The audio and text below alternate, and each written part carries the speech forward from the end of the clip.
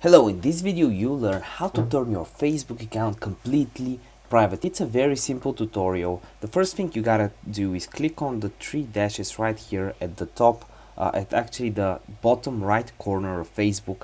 Then you go on settings and privacy. From there you gotta click on privacy shortcuts and find this option. It's called privacy.